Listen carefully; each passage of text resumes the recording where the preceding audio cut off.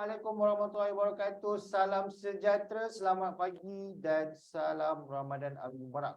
So saya rasa ni dah take yang ketiga. Tadi ada masalah sistem kami tak dengar suara. So saya harapkan sekarang ni dah clear. Semua technical part saya dah macam ni. Jadi dah clear dah tu. Okey, so kembali semula dengan saya. Panel pula. Saya adalah moderator. Minta maaf, saya adalah moderator anda, Amirul, bersama dengan program Ngopi Kerjaya siri yang ke-6 tahun 2023. Okey, so dah lama juga saya tak ke udara. Di dalam sistem ini, dan hari ini saya membawa satu tajuk yang di mana agak boleh dikatakan panas ikut trend yang terkini, dan juga saya membawa seorang panel mungkin yang ada dekat social media pasak sekarang pernah melihat muka abang ni yang pernah viral ketika dulu, viral pun ketika puasa. So saya invite balik dia waktu puasa, iaitu 2 tahun lepas. Kalau ada yang ingat, abang ni pernah viral buat nasi goreng head banging. Sikit bang. Ya. Okey, tak ada. Okey, so hari ni tajuknya adalah di sebalik kerjaya grafik designer. Mungkin ramai yang kat luar sana grafik designer, abang orang kata tangan seni. Tengok tangan sini bang. Oh, seni tangan abang sini ni kan. So saya kenalkan panel yang saya bawa hari ni adalah saudara Nazif, kan? Seorang freelance buat ketika ini. Freelancer. Yeah. Freelancer. Tambah IR belakang. Dia punya orang kata jawatan dia orang putih. So mungkin peminat saya dengan Ngopi Kerjaya nak berkenalan sikit dengan saudara, ataupun saya nak panggil apa, bro. Okey. Bro boleh. Nak berkenalan sikit dengan bro. So bro, boleh kenalkan sikit nama, kenalkan diri sikit. Boleh. Okay. Silakan. Assalamualaikum warahmatullahi wabarakatuh. Nama saya Muhammad Nazif Muhammad Tamizi. So kenalan panggil Naz lah. So yang berusaha Encik Amirul Zahir selaku kawan sekerja dulu. So hari ni saya di-invite oleh company yang sama. Saya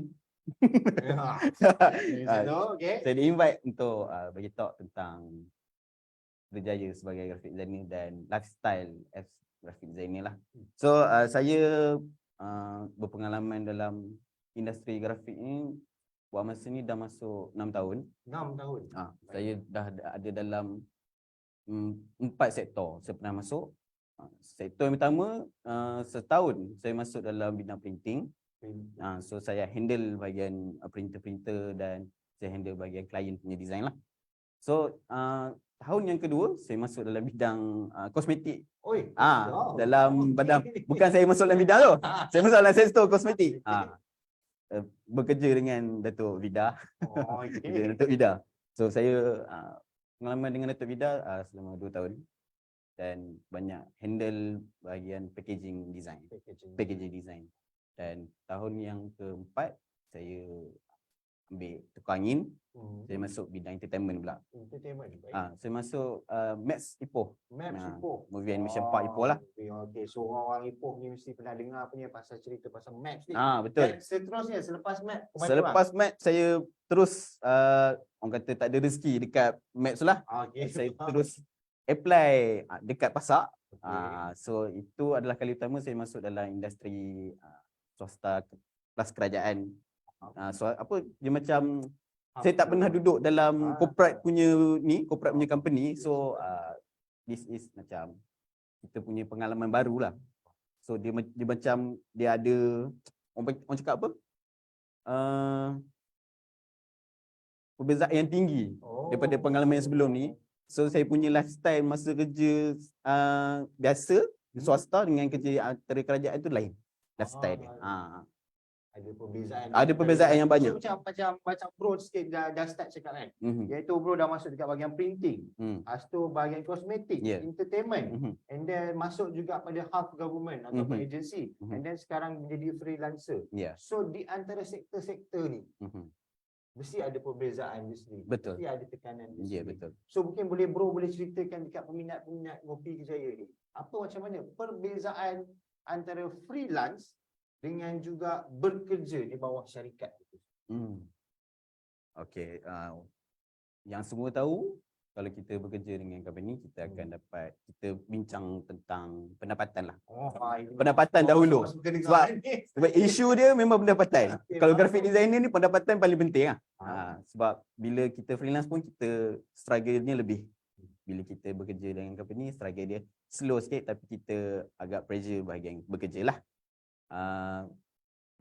Bagi saya, kalau kita perbezaan kerja dalam sektor swasta ni, Faham. sektor swasta atau kerajaan, kita macam relief sikit.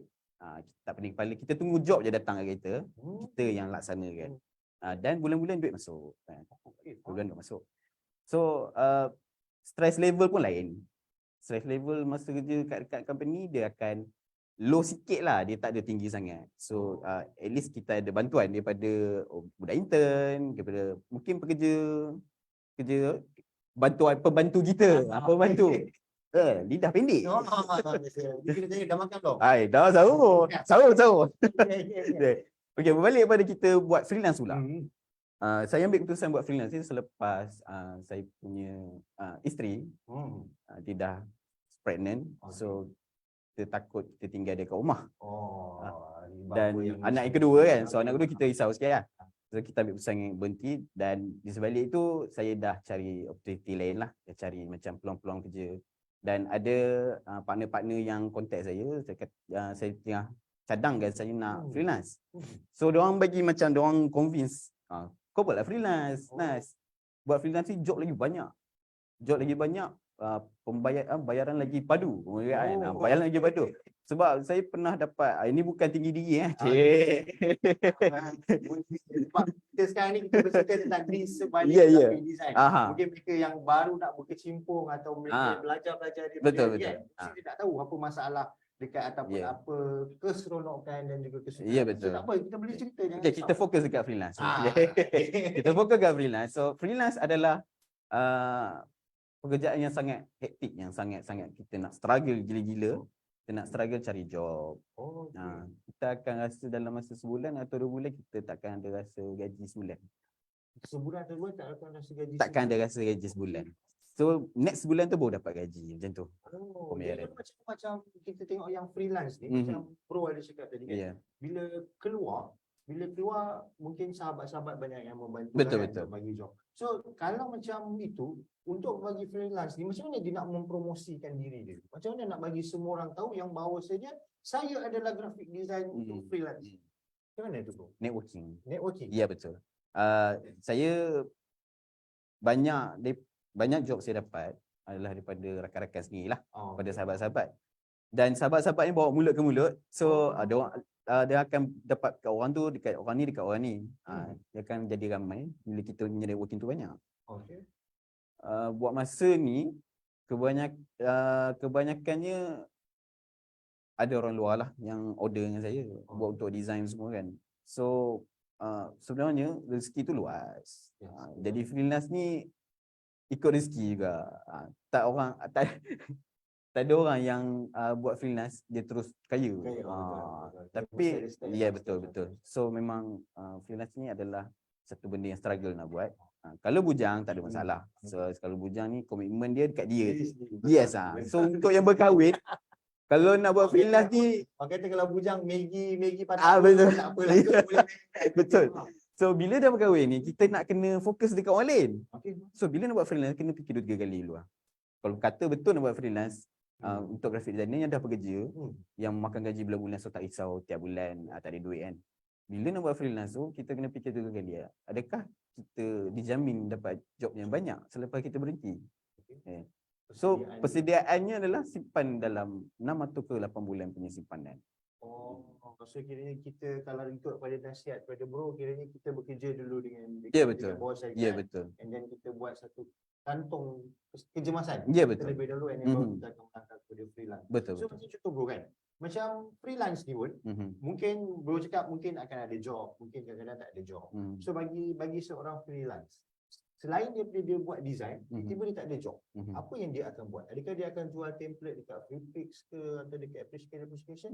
Pun apa yang Bro buat? Kalau contoh tiba-tiba sebulan ni, Mhm. aku ada komitmen ni, tapi tiba-tiba tak ada job. Mhm. Macam mana seorang freelance designer tu nak survive? Saya relax lah.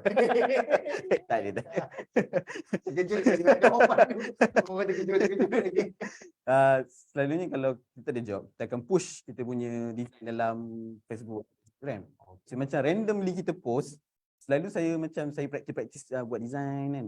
Praktis dah siap satu design, saya post dalam Facebook. So bila orang randomly tengok, dia macam okey berminat. Kemungkinan berminat, kemungkinan tak. So benda tu macam tak unexpected lah. Kalau kita letak artwork tu orang suka, orang akan contact kita. Kebanyakannya saya buat macam tu. Bila saya push, bila kita buat marketing, gila-gila kita push, tapi kita tak dapat job. Bila kita post main-main je, tiba job datang. Dia tahu rezeki tu bukan disebab kita buat marketing gila-gila kita dapat duit banyak, tak. Dia cakap Allah kata rezeki lah. Okey. So kalau macam ikut ni, kalau kita tengok masyarakat lah, semua bila kita dengar kat sosial media ataupun kita lihat dengan perkembangan industri 4.0 ni, banyak lagi aplikasi yang percuma yang tumbuh semacam cendawan selepas hujan. Betul, yang Canva, lepas tu ada yang Freepix, selain juga kita tengok mungkin sosial media pun dah menggunakan reels yang dah ada template. Lepas tu kita boleh letak cut and paste. Betul. Adakah perkara ini menggugat freelance graphic design? Sebab dah macam terlalu ramai orang yang boleh edit tapi menggunakan aplikasi percuma. So macam mana pandangan Bro tentang aplikasi yang keluar seperti cendawan selepas hujan secara percuma? Pada pertama kali kan. So first time saya dengar pasal Canva ni, so bila dengar orang biasa dah boleh pakai Canva kan, macam public dah boleh pakai buat design sendiri. Macam dekat live TikTok pun. Betul. Awalnya saya agak trigger. Okey. Kita designer kan, power kan, power. Kita belajar dah lama kan. Tiba-tiba ada satu app Canva, boleh buat satu design yang cantik. Tanpa fikir banyak benda, so template dah banyak kan. Betul. Tapi bila kita fikir balik, kita kena adapt dengan situasi dan semasa. So kebanyakan designer sekarang diorang banyak fokus dekat Canva dah. So diorang banyak explore Canva. Bila diorang explore Canva, diorang adapt dengan Canva tu, diorang develop lagi design dalam tu. So kadang-kadang kalau kita tengok kat TikTok contoh, dekat TikTok kebanyakan orang dah start jual Canva punya template dekat Fiverr kan. Dekat Freepix pun ada orang jual juga, dekat Shopee pun ada jual juga. Betul. Sebab sekarang ni teknologi di hujung jari dia. Teknologi memang di hujung jari sekarang. Nak buat design tekan satu je, settle. Macam kita ada dekat Ipoh, mungkin sekarang ni ada tengok ada dekat Sabah. Betul. Dia pergi tengok kat Johor juga, betul tak? Jauh. Okey, terus yang tengah tu. Okey. So bagi saya perjalanan sebagai graphic designer, bila situasi dah berubah, zaman dah berubah, benda makin meningkat, benda makin maju. Sebab sekarang pun kita dah ada artificial intelligence. Kita set satu prompt nak buat design apa, nak ada orang ke apa, so terus jadi. Tunggu 2 minit je. Kalau kita buat design tradisional, design manual, sejam 2 jam pun siap. Ini tekan satu klik dah settle satu design. So itu jahatnya lah untuk artificial intelligence. Tapi on behalf macam kita nak buat untuk maaf. Kita faham. Kat kering. Kita kat kedai tapi kita tak boleh nak order hari ni bagi kita puasa. Kan kalau tak kita boleh hidang ni tak apa, sabar. Sikit lagi. Okey, di mana kita tadi? Di mana kita tengah membincangkan tentang aplikasi yang betul. Okey. Yang tumbuh tiba-tiba. Dia mengganggu tak grafik designer freelance kat luar sana? Dia ada pros and cons dia lah. Dia ada mengganggu, dia ada yang tak. So kebanyakan designer dia agak triggered. Tapi bila kita fikir balik, Canva ni dia tak boleh develop design yang sangat orang panggil advance lah, lagi advance. So macam manipulation untuk corporate design. Kalau kita perasan, kalau orang buat design pakai Canva, orang tak boleh nak print. Nak buat banting, nak buat banner, benda tu tak boleh nak print sebab dia punya resolution yang rendah. Itu keburukan dia lah. So untuk kelebihan dia, Kelebihan dia ada satu apps yang boleh buat design dengan cepat dan convenient lah, sebab template dah ada sediakan. Bayar dalam berapa ringgit kan, kita boleh dapat template yang banyak dalam tu. Jadi macam bagi setengah graphic designer, ia akan mengganggu. Dia akan mengganggu. Setengah graphic designer dia akan adapt dengan keadaan tu, dia akan explore lagi Canva. Apps yang untuk mendapat Yeah. ilham dan idea. Yeah. So kalau macam ni saya tertarik apabila bro ada cakapkan tentang AI kan, AI dia artificial punya, intelligence. artificial intelligence di mana dia agak berubah sistem ataupun pola graphic design tu dengan membantu untuk jadi lebih cepat. Betul. Tapi macam mana bro rasa AI ni membantu untuk lebih cepat, tetapi adakah ia betul-betul membantu untuk dapat ilham sesuatu design? Kerana design tu membawa maksud. Jadi dia ada certain maksud. Bila saya tengok juga ada design mereka ni, dia akan tinggalkan trademark. Betul. Macam Leonardo da Vinci, dia ada tinggalkan trademark kat bawah. So macam mana nak dapatkan ilham tu? Lama tak nak dapatkan ilham untuk satu design tu? Lain designer lain mungkin lah kan. Macam saya selalunya kita akan randomly design. Dia akan ada satu part tu, dia akan jadi point untuk kita dapat design yang full. Kita main random design untuk buat channel. So kita buat refer sikit design lama atau design orang lain lah. So banyak saya refer dekat Behance. Sebab Behance memang platform untuk designer upload dia punya hour lah. Dan kalau macam artificial intelligence kan, situ platform tu saya buat untuk saya punya rujukan posture badan atau kita punya lighting untuk kita buat photo manipulation. Sebab saya banyak fokus kat photo manipulation bila buat poster. Kebanyakan sekarang poster pun sudah banyak buat poster gig. Macam poster event, tapi diorang lebih nak macam tak nak poster yang lame, poster yang membosankan, nampak macam flat kan. So sekarang diorang nak come up dengan satu design poster yang cantik lah, dan yang lagi extravaganza. So kalau macam tu kan bro kan. So bila bro cakap sekarang ataupun gig ataupun poster dia nak satu yang extravaganza. So apa yang bro nampak sepanjang 6 tahun bro bekerja ni, sepanjang 6 tahun bro bekerja ni, adakah perubahan design itu berlaku ketara? Jadi ni macam tahun pertama orang nak design yang simple. Tiba-tiba tahun ni macam COVID, tiba-tiba dia nak perubahan idea. Betul. Bro, Ada. Saya ada perasan. Saya ada perasan. Benda tu memang betul. Kita akan ada perubahan skill, perubahan warna, penggunaan konsep-konsep design ni. So apa yang saya perasan, tahun 2012 sampai tahun 2015 orang lebih fokus untuk design minimalis. So orang lebih faham, dan penggunaan fontnya pun sangat kemas, susunan pun kemas. So bawa ke tahun 2016 sampai sekarang, orang lebih bermain dengan color. Banyak main dengan color. So keadaan tu kadang-kadang bila kita dulu as student, masa tu tahun 2012, kita punya rujukan tu tak banyak kan. So kita pun come out dengan design-design sendiri. Design tu buruk lah. Kita tak ada rujukan. Memang di hujung jadi, tapi time tu kita macam nope. Jangan macam tu. Okay, faham? Orang kata tangga. Kita improve. Seterusnya penggunaan idea tu dari semasa ke semasa dia akan berubah juga. So kalau kita tengok pada zaman sekarang ni, penggunaan idea untuk design ni lebih kepada direct. Macam dia terus straight to the point. Dia tak ada dah kias-kias macam dulu. Sebab dulu banyak metafora. Design metafora sangat-sangatlah banyak. So kita akan tengok, kadang-kadang setengah orang dia takkan faham design tu.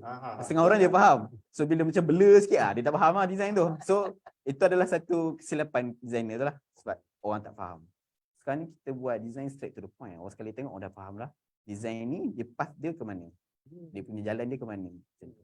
So kalau macam design tu kan bro kan, bila kita lihat design tu, bila bro dah duduk dekat bahagian entertainment, bro dah duduk bahagian produk, lepas tu ada corporate, dan sekarang freelance. So antara 4 cabang ni, dia mempunyai tema yang berbeza Betul. ataupun dia boleh hantam kromo. Malah sebab saya bukan designer kan. So macam corporate mungkin ada dia punya simbol tu yang kita letak ke ataupun memang semua design boleh duduk dekat dalam satu sektor saja. Semua Tak. sektor. Tak juga, dia ikut sektor juga. Dia ikut sektor juga. Dia ikut sektor juga. Dia akan ikut sektor, macam contoh saya masuk printing. Printing tu memang bebas lah kita nak design apa pun kan. Itu kita tolak tepi dulu. Ya. So mungkin bagi produk Ah, produk dan juga orang kata lama saya lupa, saya hilang ayat saya. Sektor eksekutif dan juga produk. Ya. Okey. Perbezaan macam tu. Datuk Vida dengan ni lah. Kita Kita ambil itu lah, kita ambil itu. So perbezaan kita ambil industri lah, industri kosmetik dengan industri corporate. Yes. Okey. Industri kosmetik kita faham Datuk Vida suka warna pink. Kita pernah tengok warna pink dalam industri corporate? Tak ada. Itu bezanya. Mudah kan? Sebab fokus dekat industri kosmetik, dia lebih nak menarik orang tengok design tu. Dia nak tengok orang cakap, oh menarik barang ni. Produk ni menarik. Sebab warna dia guna vibrant. Penggunaan penggunaan buah-buahan atau gambar-gambarnya menarik. So bila keadaan tu terjadi, designer kalau kita daripada corporate nak pergi ke kosmetik, dia akan terlompat sikit. Okey, faham. Itu. Beza dia memang sangat ketara lah. Okey, faham. Okey, so kalau macam tu kan, kita boleh lihat kiranya setiap design yang dikeluarkan tu pasti ada Perbezaan.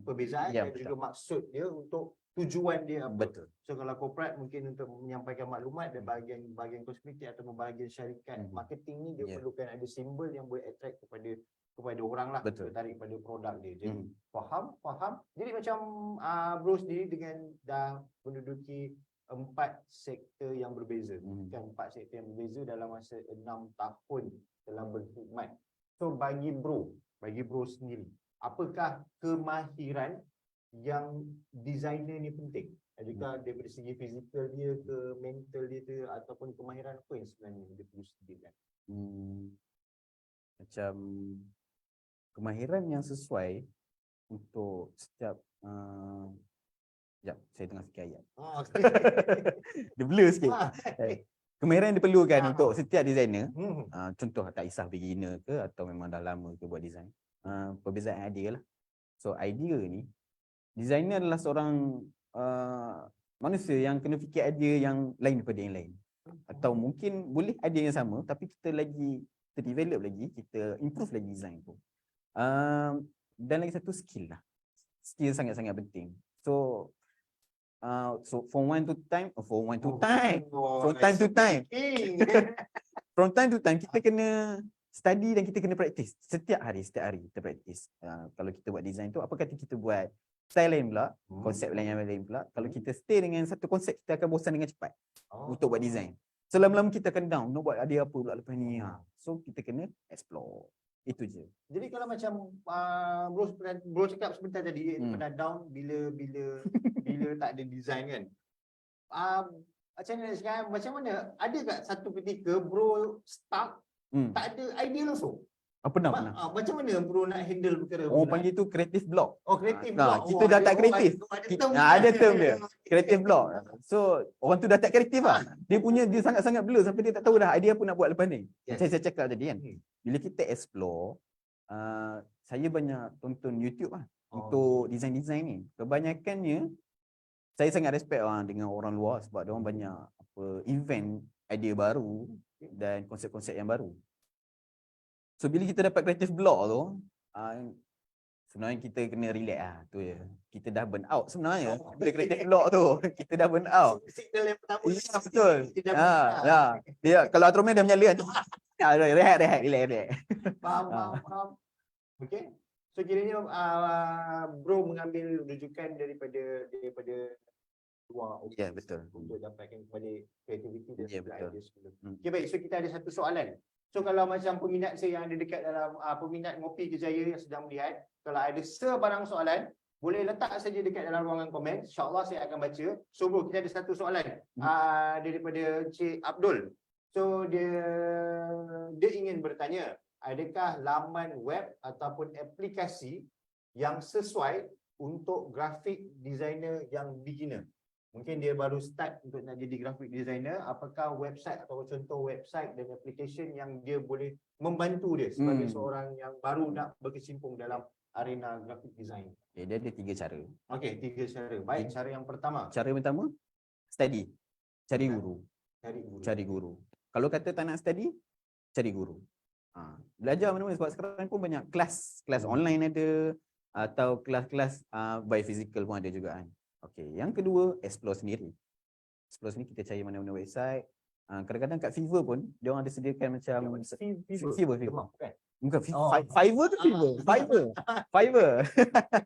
Dekat Fiverr pun dia orang ada sediakan macam kelas untuk graphic designer, untuk belajar beginner punya design, intermediate punya design, expert punya. Expert rasanya dia orang tak ajar, dia orang suruhnya expert. Advance tu dia orang banyak suruh explore sendiri lah. Yang ketiga, explore website. Macam Behance. Ya, Behance. Behance ada, dekat LinkedIn pun ada. Kalau untuk beginner yang betul-betul tak tahu apa-apa pasal grafik, memang tak tahu pasal platform atau software, dinasihatkan jumpa guru. Bergurulah benda ni. Benda ni kena berguru sebab Lebih mudah nak. ya betul, lebih mudah nak faham dan lebih mudah nak belajar. Sebab kalau kita, okey contoh kita ambil masa zaman PKP, kita belajar online pun kita malas. Betul. Sebab benda tu macam tak direct dengan kita kan. So Buka tutup kamera. ya, bukan tutup kamera, tidur. So kita kena cari yang sekarang ni pun dah boleh fizikal kan, yang boleh jumpa mana-mana guru atau sekarang ni pun kelas mungkin dalam untuk beginner mungkin dalam RM50 atau paling tinggi pun untuk beginner RM100 atau RM90 untuk satu sesi. Satu hari itulah kita belajar benda-benda basic untuk design. Okay. So kalau macam soalan ni, ada tak laman web atau apps yang sesuai untuk graphic designer bagi beginner? Tak ada. Kena berguru. Kena berguru So juga. yang penting dia seperti orang kata, kalau ada guru tu, satu dia boleh tunjuk ajar, satu dia boleh curahkan pengalaman dia. Dia lebih cakap rujukan yang muktabar. Okey, baik, faham. Jadi macam bro kan, bila kita tengok apps percuma banyak keluar, Ya, lepas tu betul. banyak orang buat kelas secara percuma Betul, juga kan. betul. Mungkin tu adalah salah satu marketing pada mereka lah kan. Betul. Dia bagi graphic designer, dia buat kelas percuma untuk attract orang untuk masuk ke kelas dia. Hmm. So bila pertambahan graphic designer yang orang kata express, boleh saya katakan express. Boleh. Tiba-tiba muncul sebab bro start daripada belajar dulu lah. Belajar, ambil pengalaman, kerja berpindah-pindah, bagi mereka yang express ni kan. And then adakah mereka ini menjatuhkan market bagi seorang graphic designer? Macam contoh, adakah kalau tiba bila dia express, dia cepat, dia belajar secara percuma, lepas tu dia letak harga lebih murah daripada seorang graphic designer. So macam mana? Adakah benda ni menjatuhkan market ataupun benda ni sebenarnya menjadi daya saing kepada graphic designer yang dah ada sekarang? Benda ni pernah jadi isu dulu tentang logo. Okey. Design logo. Design logo. Uh, Saya kerap lah, logo, memang. sebab banyak syarikat baru nak buka. Betul. Kan?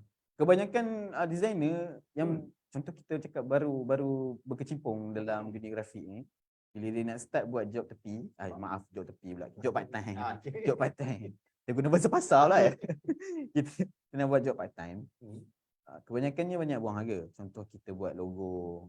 Okey, dalam sekarang market untuk freelance, market untuk buat logo 150 ke 200 atau 150 ke 200 lebih kurang.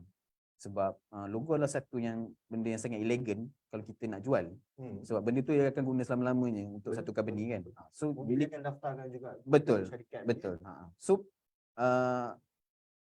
sebenarnya tak salah kalau designer beginner dia orang nak buat harga rendah. Nak jual dengan harga yang rendah dan nak bagi servis yang harga yang murah lah. Sebab kita boleh tengok perbezaan harga dan kita boleh tengok perbezaan design dia. Quality design. Sebenarnya tentang value lah. Value dan quality. Itu je. Harga tu tak penting sebenarnya. Sebab kalau kita bagi harga mahal tu, kalau quality out, sebenarnya kacau harga market juga. Jadi kalau macam bro kata tadi, dia berkata untuk masa kini, logo dia ada harga 150 ke 250. untuk bahagian ni kan.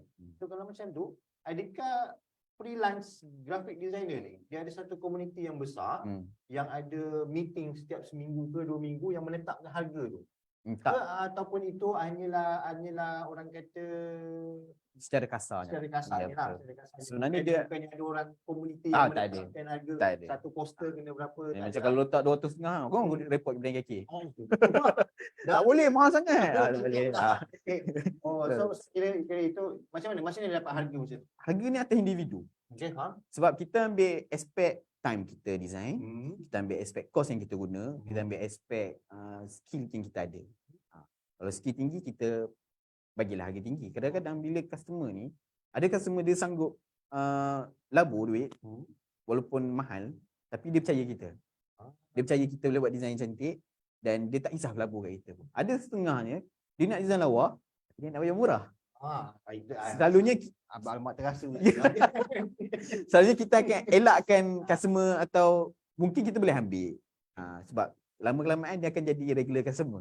Lama-lama nanti dia akan terbiasa dengan harga yang kita bagi sebab selalu kalau cara saya bila customer dia nak harga yang murah, kita bagi design yang setara lah dengan harganya. Tu je caranya. Sebab kita ni designer jangan menolak. Biar kita memanggil. Lama-lama nanti dia akan bawa mulut ke mulut. So kita akan dapat customer yang unexpected tiba-tiba datang. Sebab kebanyakannya sekarang dah setahun saya freelance ni banyak unexpected yang berlaku. Tiba-tiba orang ni contact, tiba-tiba orang ni contact, tak kenal pun. Faham, betul, daripada mulut ke mulut Ya, dia bawa betul. daripada customer-customer yang sedia ada. Jadi kalau kita lihat harga itu memang kiranya design itu akan bergantung pada harga yang kita bayar. Kalau saya bayar murah, mungkin designer akan keluarkan design yang biasa je lah. Tak bergerak ke apa, kaku kan, 2D saja ke. Okay, baik, faham. Jadi macam bahagian graphic design ni, mungkin saya tak pasti. Mungkin adakah dia menjadi stigma ataupun menjadi telah terpahat ataupun mengambil ni.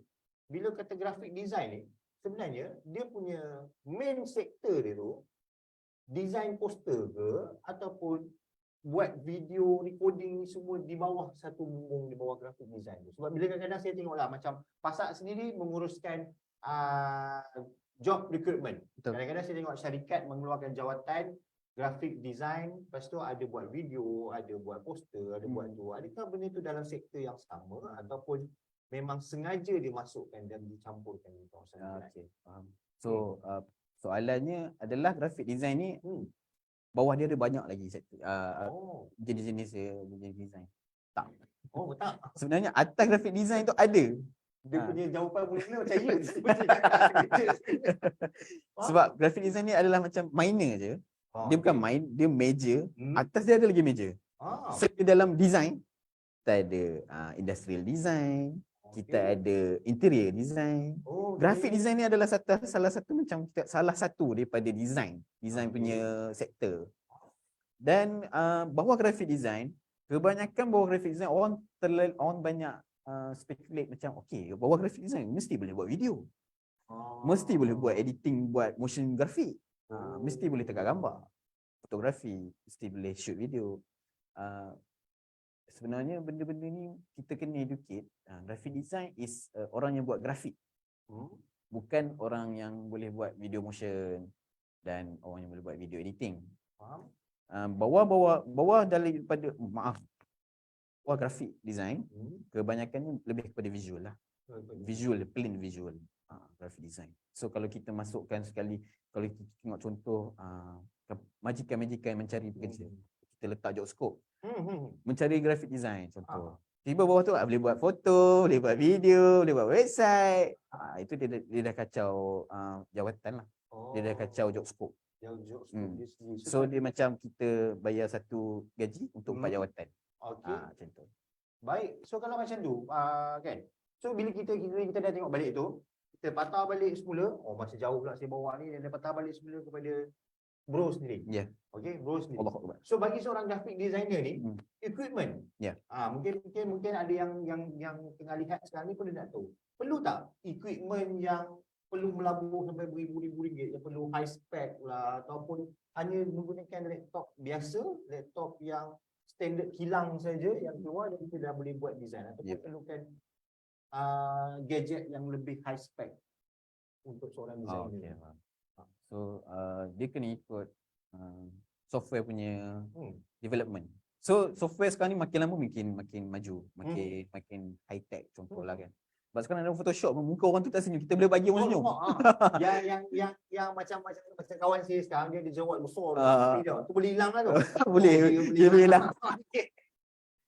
Masa saya study, Aha. penggunaan notebook yang kecil tu kita Okey, boleh faham. buat design dah sebab Ah. kita guna software pada tahun tu. So dia punya kapasiti penggunaan tu tak tinggi lah. Faham. Grafik pun tak tinggi. Okey.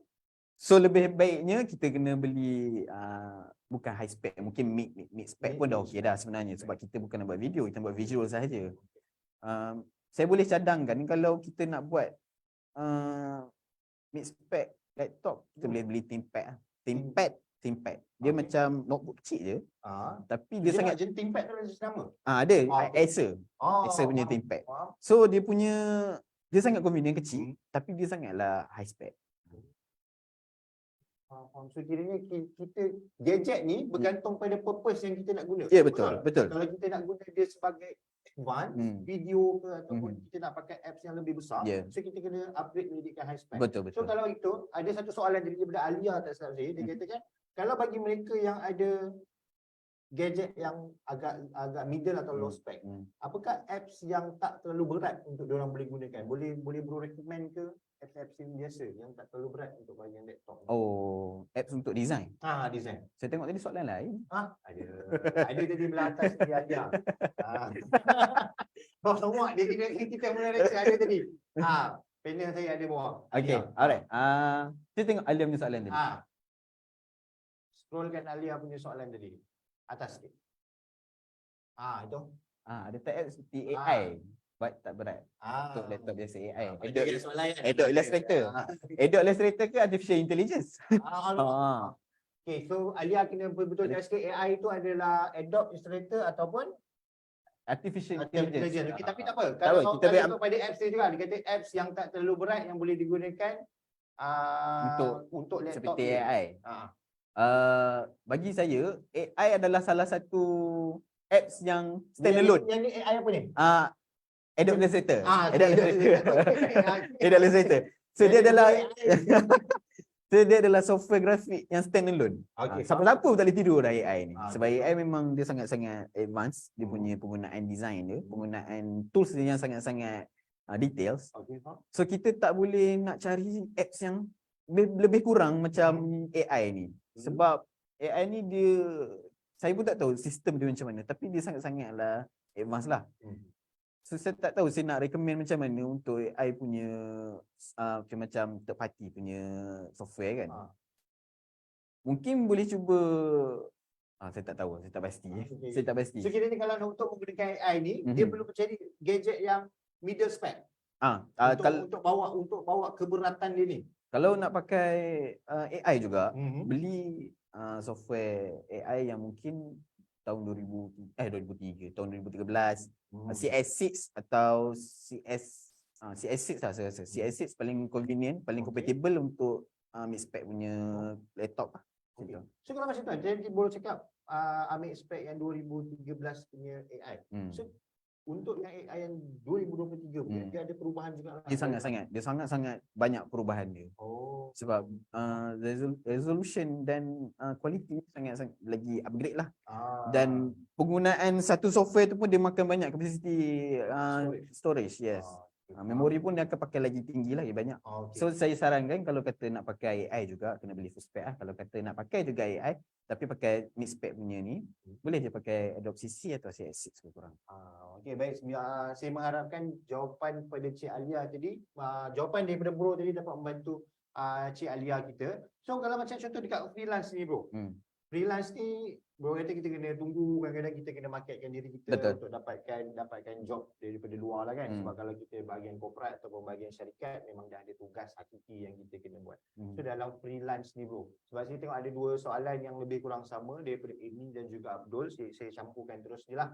Okay, so bro sendiri selama 6 tahun ni kan, apakah poster ataupun design yang bro rasa paling sukar sukar sekali, paling susah yang bro nak kena buat. Okay. And then juga satu soalan lagi tadi tak silap saya, dia katakan apakah yang paling mencabar, poster yang paling mencabar, dan juga apakah kenangan mungkin kenangan baik nanti dululah kita simpan. Apakah poster yang paling susah sekali yang bro nak pernah bro hadap nak buat? Poster paling susah. Tiba kreatif blog ke Rasanya semua design adalah yang mencabar. okay. Sebab kita mengharapkan customer dia terima design kita. So bila kita Pernah kena reject ke bro? pernah. Semua designer pernah kena reject, jangan risau. Benda tu macam pengalaman bagi kita diterima reject. Mengajar kita untuk lagi improve hari kita kan. So bagi saya design, mana-mana design pun sangat susah. Memang mencabar pun nak buat apa. Nampak macam susah kan, tapi sebenarnya benda tu senang. Kita punya expectation daripada customer yang kita risau, yang mencabar. Itu saja.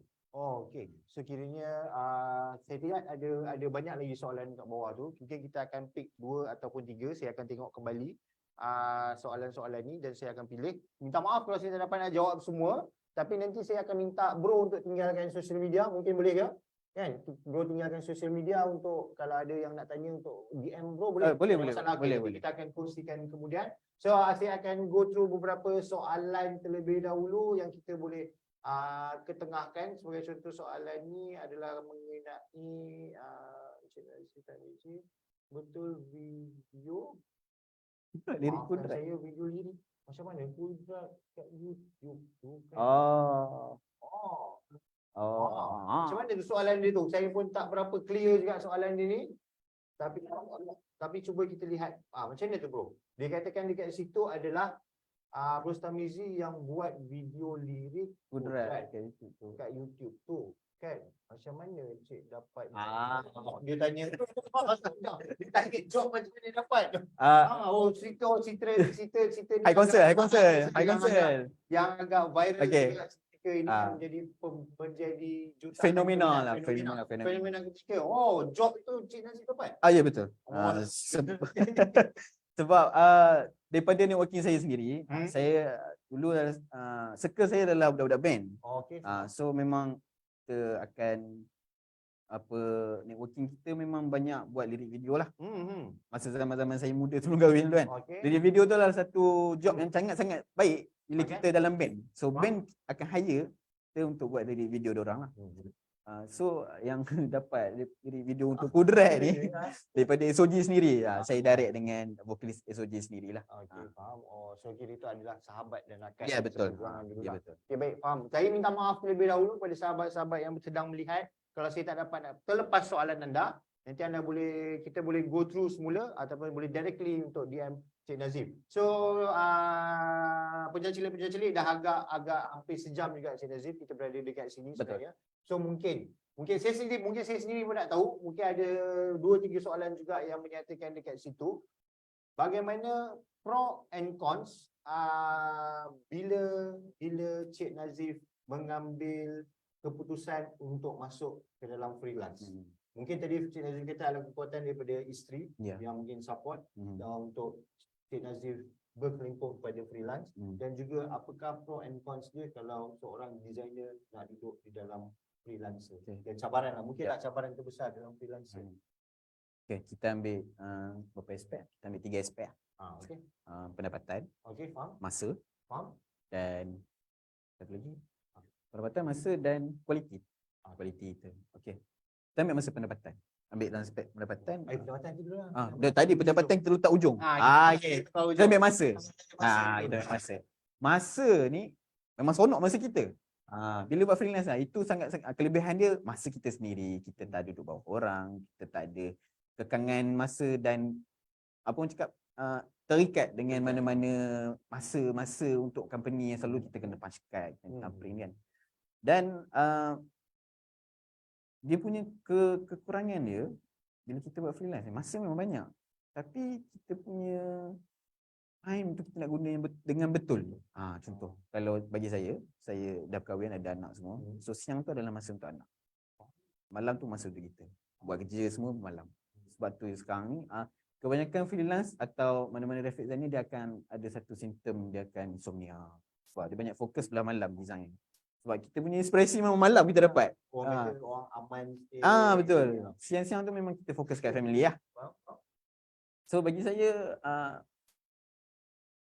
untuk jadi seorang freelancer banyak je yang pro sebenarnya. Kalau kita cakap langkah kanan dapat rezeki yang lebih, guna lah. Masuk lah jadi dalam freelancer punya industri. So kalau kata takut, kalau kata risau, jangan. Saya nasihatkan jangan kalau nak jadi freelance. So kita ambil dalam konsep quality pula. Quality sangat-sangat kita tak terikat dengan mana idea orang lain. Kita lebih kepada kita produce sendiri kita punya design. Kita tak terikut dengan contoh kalau kita duduk dalam design dalam industri kosmetik, kena follow kosmetik punya style.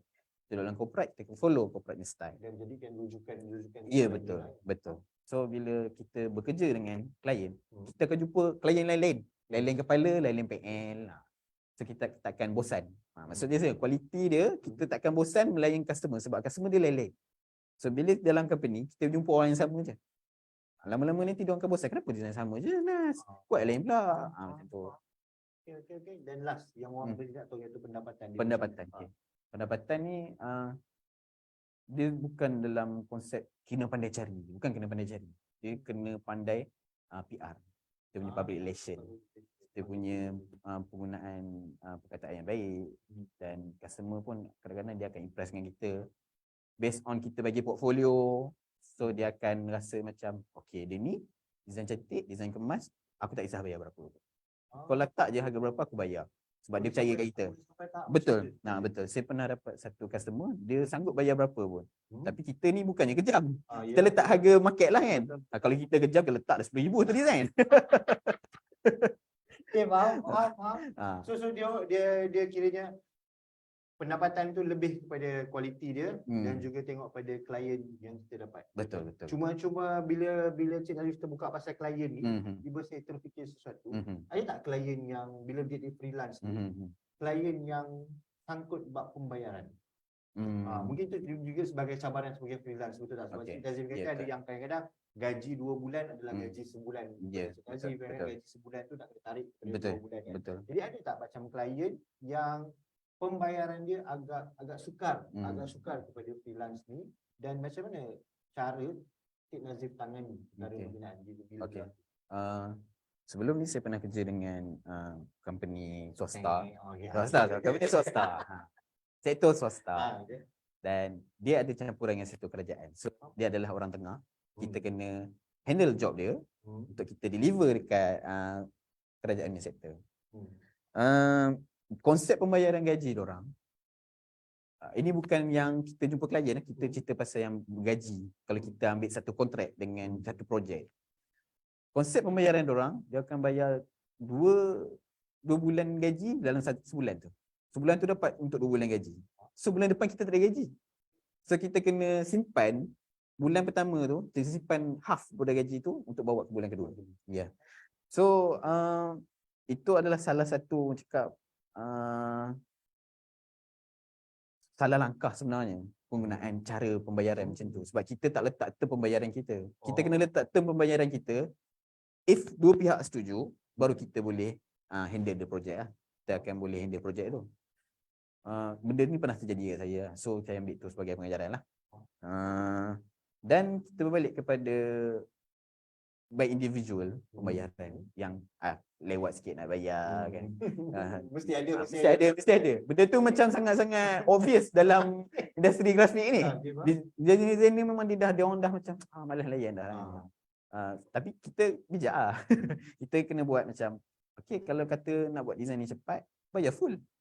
Bayar full dulu baru saya jalan design. Atau kalau kata dia nak buat benda ni tak rushing, tak apa, bayar half deposit. Dia bayar deposit, kita come up dengan beberapa design dulu. Okay, tak, kalau dia setuju dengan konsep tu, so dia bayar balance, kita buat terus design yang lain. Ya, sampai siap. Kira-kira grafik design ni bukan setakat fokus pada grafik itu sendiri. Saya nampak ni pun mungkin kena pandai untuk buat kontrak. Yes, betul. Paperwork kena buat. Dia bukan sekadar kita fokus untuk grafik visual. Seronok kita buat design. Tak. Surat menyurat kita kena buat, Okey. PR kita kena handle, Okey, faham. kita kena handle networking sekali. Jadi kiranya freelance graphic designer ni disiplin kena paling penting. Betul. Disiplin kena Disiplin. paling penting. So kira macam itu, sebelum kita tamatkan ni, apakah closing remark yang Cik Nazif boleh bagikan kepada Okey. mereka yang mungkin ada terniat dekat hati, mungkin saya lah kot terniat kat hati, oh saya nak jadi freelance lah graphic design, ada masa yang terluang sendiri untuk keluarga kan. Apakah closing remark nasihat kepada mereka yang mungkin terniat nak jadi freelancer? Okay, nasihat saya kepada Cik nasihat lah. Ha. Bukan nasihat lah, dia macam kata-kata semangat. Ah, Bagi saya, kalau nak buat freelance, fikir 2-3 kali lah. okey. Tak. Kita kena gurau. Saya risau dengan freelance saya kali. Okey, betul. Okey, teruskan. Okay, nasihat saya, if Okey. kata nak masuk dalam bidang freelance, Hmm. kita kena banyak buat networking. Faham. So, if kata kita dah berhenti kerja, kita nak buat freelance, kita dah ada dah networking. Untuk kita. Sebenarnya bukan kawan-kawan pun, kebanyakan kawan-kawan tak membantu. Kebanyakannya orang luar lah. Bukan kawan-kawan yang rapat-rapat. Saya jujur. So, bagi saya kalau nak buat freelance boleh, tapi kuatkan mental dengan fizikal. Mental terhadap stres masa, sebab kita bila freelance ni masa kita memang masa sendiri, tapi kita kena follow 12 hours atau 7 hours punya kerja. Contoh kalau masuk kerja pukul 9 lah, habis apa 6. Jangan tinggal macam relax tidur je.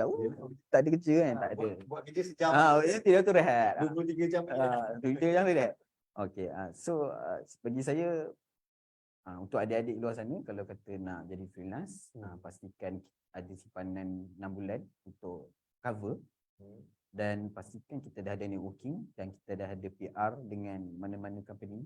Sebelum-sebelum kita pernah buat part time dan mungkin kita boleh contact balik diorang untuk tanya job atau tanya kontrak, ada projek ke kan.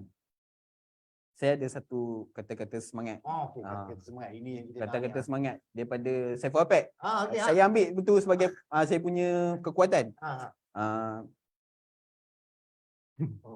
Dia nak sedih semua. Amin. Love what you do is freedom. Love what you do is Do what you love is happiness. Buat apa yang kita suka adalah kegembiraan. Suka apa yang kita buat itu adalah kebebasan. Itu adalah kata-kata hikmat yang betul. Sebab saya sangat-sangat meminati kata-kata tu sebab memang benda tu tadi kat kita. Kita perlukan passion dalam hidup kita untuk teruskan hidup. Okey, faham. Itu dia. Saya rasa anda juga boleh pegang kata-kata semangat itu. Boleh ulang semula lagi Cik Nazif. Boleh ulang semula kata-kata hikmat tu bagi ekspresi yang cantik sikit. Do what you love is freedom. Love what you do is happiness.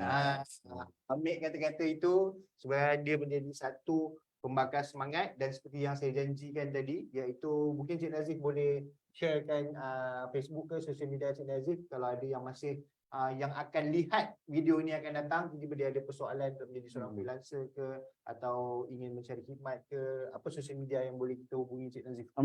Saya boleh bagi Facebook dengan Instagram saya lah. Okey, faham. Facebooknya apa namanya? Sama je, Nazif Tamizi. Nazif Tamizi, ejaan yang sama dengan poster tu lah, NAZHIF. Betul. Lepas tu TARMIZI. Dan kalau untuk Instagram, Instagram just search kat Google Nazif Tamizi, dia akan keluar juga. Okey, baik. So itu adalah kata keyword dia, iaitu Nazif Tarmizi. Kalau siapa yang masih ingin bertanyakan soalan ataupun ingin pandangan daripada seorang designer dan juga seorang yang telah berkecimpung pada freelance dan pernah ada pengalaman daripada sektor-sektor yang berbeza. So untuk kali ini kita sempat untuk cover sikit saja. Saya tengok soalan masih pop up lagi, tapi saya ucapkan salam maaf kepada anda, saya tak dapat nak bacakan semua. So bagi mereka yang sedang melihat, yang masih baru ataupun first time melihat program Ngopi Kerjaya ini, insya-Allah saya akan datang lagi dengan beberapa tajuk-tajuk yang memberi informasi pekerjaan kepada anda atau memberi info pendidikan kepada anda. Kalau anda ada tajuk yang ingin saya bawakan, boleh tinggalkan di ruangan komen. Saya akan baca dan saya akan cuba dapatkan. Contohnya anda nak dapat peluang pekerjaan offshore tu macam mana ke, ataupun pengalaman pekerjaan sebagai seorang pilot ke pramugari ke, saya akan cuba carilah kalau anda ada spesifik yang anda inginkan. dan juga bagi mereka yang ada di dalam Perak ataupun di luar Perak, okey, pasak ataupun pusat aspirasi anak Perak dengan kerajaan negeri, kerajaan negeri Perak, iaitu kerajaan negeri Perak dengan kerjasama pusat aspirasi anak Perak telah melancarkan satu apps. Okey, satu apps yang dipanggil Talent Perak. So apps itu anda boleh download dekat dalam Apple Store, Google Play dan juga Huawei Gallery. Anda boleh download sekarang dan anda boleh install dan anda boleh sign up ataupun sign in dekat dalam apps berkenaan. Apa bestnya Cik Nazif? Apps ini adalah di mana kita boleh lihat dekat kawasan Ipoh ataupun kawasan-kawasan yang mereka duduk, apa peluang kerjaya yang ada. Available yang ada. Available. Yes, betul. Dia ada macam dalam gambar tu dia ada maps dan dia ada pop-up merah. Ya. Dia sama macam app cari makan. Tapi yang ni adalah apps cari pekerjaan. So kita akan directly pergi ke company ke? Yes, tak. Kita akan tekan dekat situ dan kita akan submit kita punya permohonan dan company akan hubungi mereka, okey, ataupun company akan menghubungi pasak dan pasak akan menguruskan anda punya temuduga ataupun akan terus company panggil untuk temuduga. Sekiranya dia adalah hantar application. Kalau dulu kita kena start motor, Nazif. Betul tak? Betul. Dulu masa kita muda-muda. Kita muda lagi sekarang kan. Mula-mula kita kena start motor, kita kena pergi satu syarikat untuk hantar resume. Betul. So, sekarang kerajaan negeri Perak membantu rakyat negeri Perak dan juga mereka yang ingin bekerja di dalam negeri Perak. So anda boleh menggunakan apps ini, iaitu dipanggil Talent Perak. So apps ini anda boleh gunakan sebaiknya untuk hantar resume. Pendaftaran hanya sekali, tiada sebarang cas yang dikenakan. Download percuma. Download percuma. Ya, betul. Download percuma. Okey, so itu saja daripada saya. Minta maaf kalau ada salah silap terkasar bahasa. Cik Nazif pun sama. Betul. Minta maaf juga dan salam Ramadan dan jangan terpengaruh dengan plastik hitam. Jumpa lagi akan datang. Bye. Bye.